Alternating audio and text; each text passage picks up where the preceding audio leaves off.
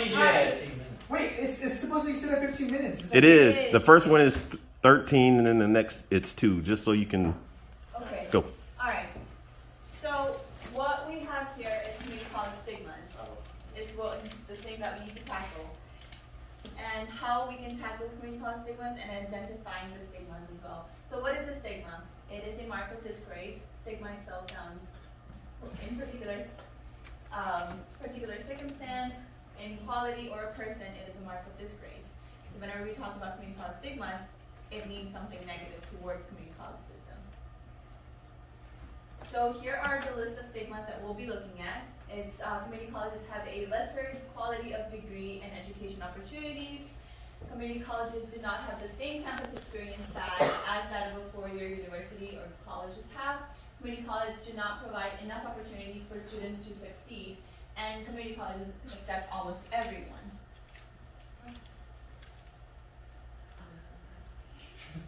So we're going to discuss the quality of education at community colleges. So something that you guys may have heard, like if you're a president, you may have heard measurable skill gains in the Board of Trustees meeting. I know they're just talking about it in the last one I was at. So it's an indicator that's required by the Workforce Innovation Opportunity Act. So basically what it is it's designed to measure a college success and growth with their students of what they are learning. So as you can tell, the measurable skill gains within the community college system, 2018 to 2019, it was 39%, and then it grew to 42. So right in here, we were kind of in COVID. So that's kind of neat to see that even though we were going through like a pandemic, it didn't go down. And then it's actually continuing to go up as we go. So that's showing that even though like people are like, oh, community college, why are you making noise? Keep touching it. Oh, the screen? Yes. Oh. So just to show that even though it's like, oh, it's a community college, like you aren't getting good education, it's still showing that people are learning and that the education and what they are learning is expanding year by year. Here we have North Carolina. So in case you guys don't know, North Carolina is the third largest community college system in the United States. We actually do have community colleges within North Carolina that are ranked the top. So we have Stanley at number 20 out of 326 of best online colleges in America. We have Randolph as,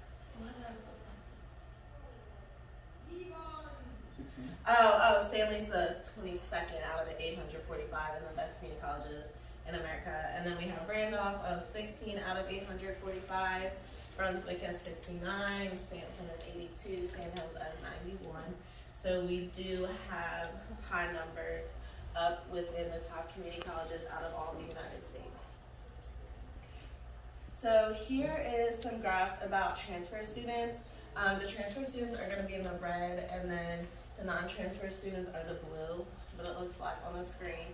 So the North Carolina Comprehensive Articulation Agreement was formed in 1997. So basically it allows students to transfer from a community college to a four-year college without like any issues. It's with the classes transferring and everything.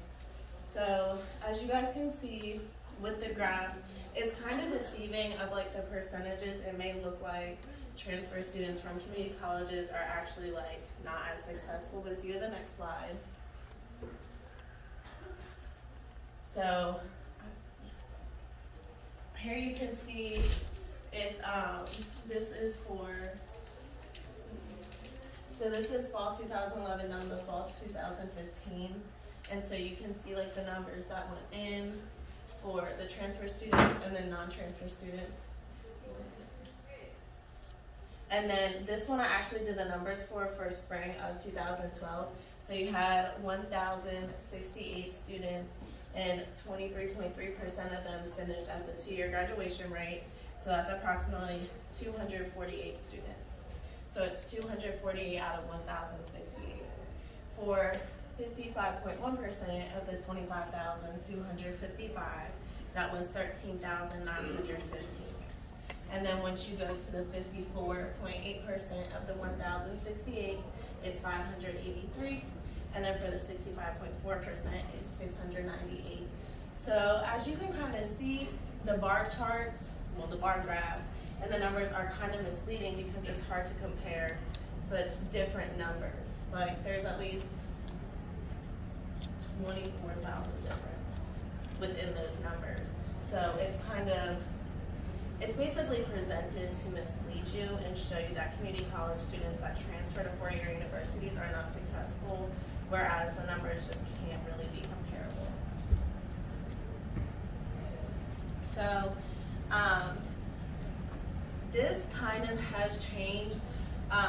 It really just depends like what community college you're at, but according to the Systems Office website, you need to have a minimum of a master's degree to be a community college instructor.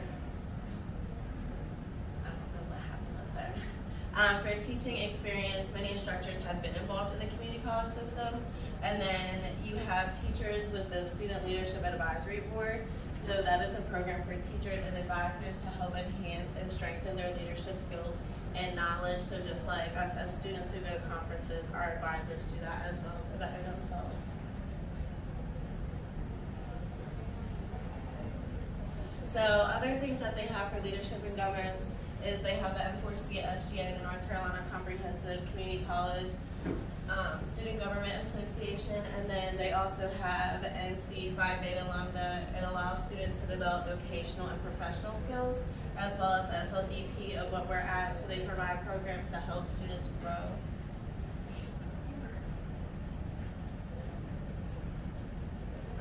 Oh, this is mine. Other stigmas. So, one of the stigmas is that school community colleges won't provide as many opportunities as four-year institutions. And so I'm here to prove why that's wrong. That's right.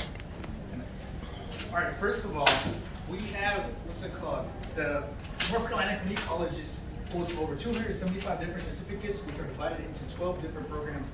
And the areas include things from associates in general education, all the way to industrial technologies, to transportation systems technologies. So this just shows that we already have a wide variety of academic programs that fit not only four-year institutions, but also pathways that lead directly to jobs. On top of that, we also have a long list of college transfer programs, which help save money.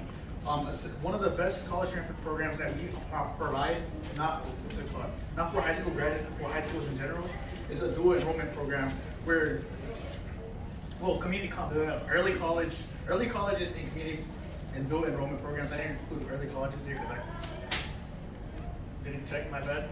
But most early colleges are provided by Pine County's community college, so they usually work together side by side to provide education and certificates that will be able to be transferred to four-year institutions.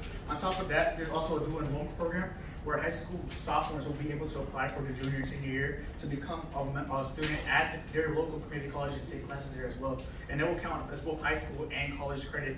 So let's say you don't know what you want to do, you're trying to figure out in high school, and so you didn't go to an early college, but you want to give it a taste, so you do the dual enrollment program instead. That's what I did actually. I used to want to be a business major, and so I did the Wake Tech CCP, which is their dual enrollment program, and I took a lot of business classes, and I realized I hate business stuff because it's so boring.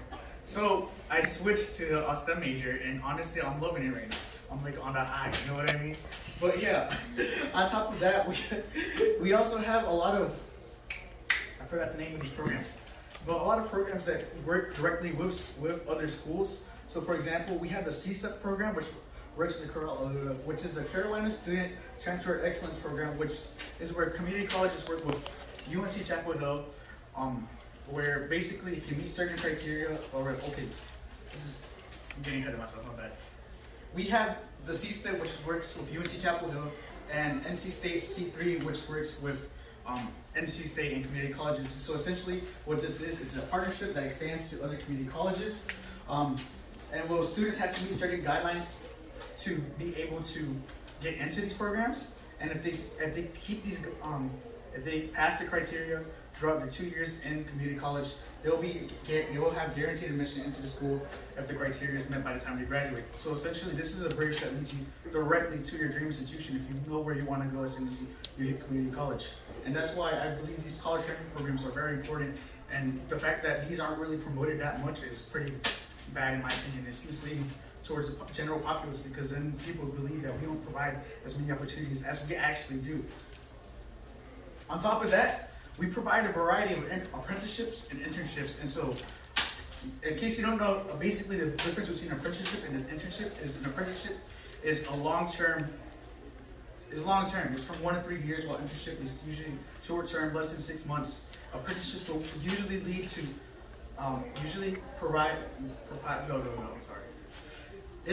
apprenticeships usually pay you the full time and lead to a full-time job in the end after this year, and it's very in-depth and it's really demanding, not demanding, it's very in-depth and established and structured well, and it offers a variety of mentorships.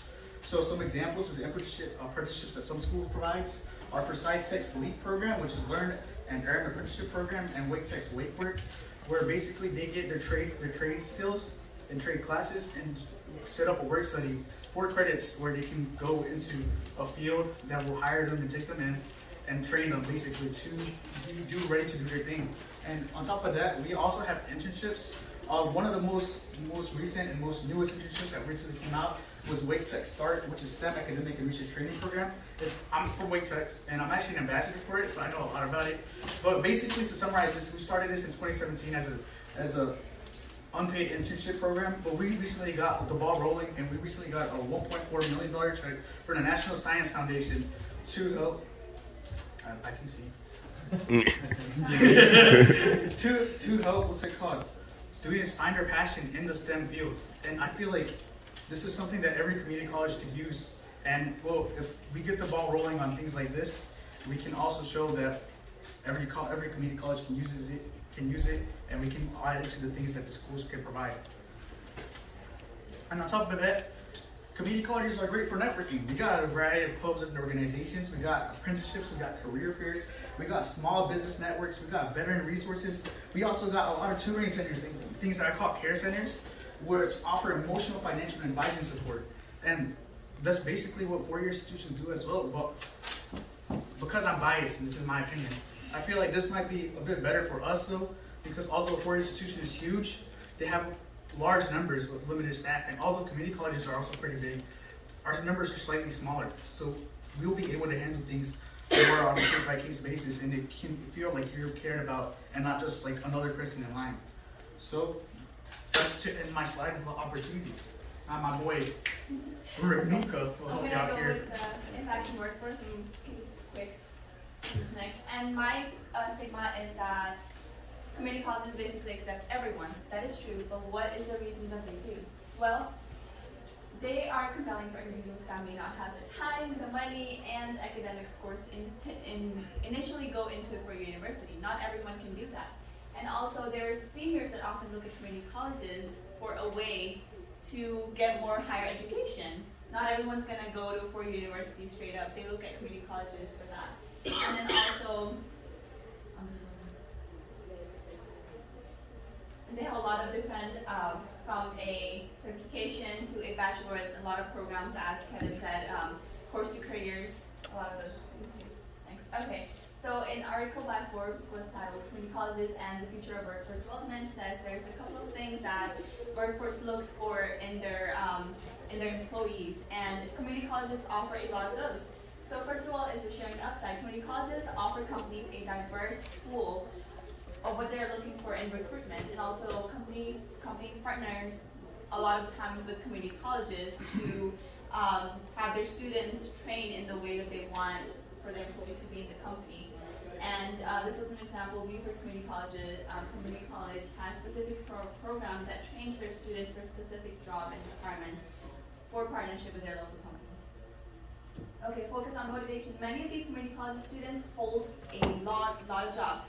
They're seniors, hold full-time jobs, hold part-time jobs. They're a lot more trained, a lot more motivated, and they know the value of time, commitment, and money. And that's what a lot of jobs look for. When you go to a four-year universities out of high school, you're still like learning. So for community colleges, they offer a lot more of a diverse pool with that. And then also the benefits of diversity and inclusion. And some companies have trouble recruiting a diverse workforce for outreach and stuff. And yeah, community colleges can, again, contribute to the factor, giving them non-traditional and traditional students in the workforce. And that's it for me. Are we cutting time? No, we're at 2 minutes. The last thing we're going to talk about is experiences within community colleges. The stigma surrounding this is that community colleges don't provide the same experiences as four-year colleges do. So, one thing I like to talk about with the community colleges is the close community aspect. So with your community colleges, they're small, typically smaller than your four-year colleges. So you get a lot more connections with the people you work around and people within your community compared to the larger four-year colleges. This also creates a better, more friendly environment when you get to know everyone, and it's easier to communicate between people. There's more involvement within community colleges compared to a four-year. You get more chances. There's less competition because there's less people. One of the great opportunities I got to participate in was SLSDP because of the smaller size that our campus has. And it also allows your advisors to connect better with you based on yourself as an individual rather than just looking at you as another student within the school. And this is a chart of the number of students that was involved with different clubs within community colleges. It's more personalized, so it offers a lot of different clubs, and I know a lot of community colleges, if you just get a certain number of signatures, you can make your own club and personalize it to the way that you want to, which is something that at four-year colleges is really hard to do. So you can go and create your own club and share your interests based on your personality and who you are. We're skipping that for time. And our last thing will be our solutions, and the question we have for y'all is, how can we get rid of or minimalize the stigmas around these community colleges? So here's a couple of things that we thought of, or success stories that should be supported by the local news channels, like for the Long Youth Commitment Grant that came out for high schoolers, that they're getting free tuition, 2021 graduates and 2022 graduates, free tuition, free books, free everything. So I'm paying $0 for my college right now, $0 for books and everything. So those type of short stories, there was a news channel, Fox, I forgot, but they did a story on me to promote that Long Youth Commitment Grant. So I think there should be more success stories that should be supported by the local news channel, and then also creating bridges between community colleges and the lower education systems, such as high schoolers, middle schoolers, and elementary schoolers, where we have to start quicker, because every time I just thought of my parents, they're like, you have to go to 4 universities. I didn't know about community colleges until I found out about the commitment grant. So I think we need to create the bridges and maybe create more focus groups where we bring high schoolers to our colleges, where we teach them and talk to them about community colleges. On top of that, it's not just bringing students over to the college and college going in. There's more of getting the community college to be more active within the community, within each groups in general, just so they know who we are in general. Because the media, it's part of the reason why this stigma is there. Like, if you ever look at old shows and movies, they always show that community college is the worst option ever, the last option, the second option. If you go there, you're pretty much the lowest of low, and that's what we're considering. That's the conception that we have been given by the media. So we can get rid of this conception by the media with some support of our local media and some support of our community, and I feel like these stigmas can be minimalized at most. And the video that I wish we could have showed you, but we couldn't get the speaker word, it was when President Stiff was being removed from office. A woman was talking about it, and she was saying people go to community colleges just because they can't afford a four-year, they didn't have the grades for it, and it's just the connotation, the denotation of her words were negative. We're not gonna do the icebreaker, but I just want to run through and show you stigmas that you guys will hear. So you'll hear Mary wants to a four-year institution to get a better degree. Jim went to community college, he's not smart. Paul's going to trade school, he's not doing anything important. Just about having to go to a 4-year institution to actually be successful, whereas in reality, like you're seeing a comparison, my son went to a 4-year institute, he's going to be more successful. Your son went to community college, he's not anything. But down here you see Jamal went to trade school to prepare his career path. Sam went into a successful job after trade school. That's because of our apprenticeship programs, our internship programs, and just the ties that community colleges do have with their community. Dude is a part of 5 different clubs in his community college. And it's just stuff like that that you hear negative stigmas, but people don't take the time to know somebody's personal story, what they're actually going through, and why they are